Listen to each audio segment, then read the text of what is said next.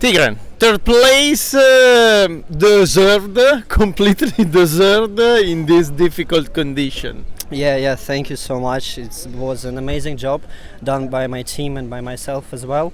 So super difficult race, to be honest. Drivers are super fast, but we managed to get to the podium. Yeah, I'm so happy with that.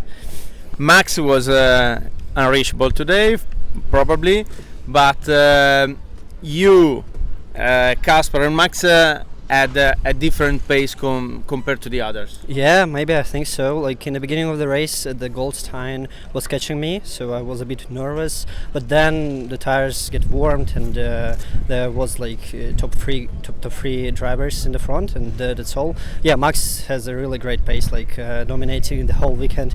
I'm so glad to be with him on the podium. Yeah, to represent. Unfortunately, not to represent our country, but still everyone knows where are we from. So yeah. That's great. Congratulations, well done. Thank you.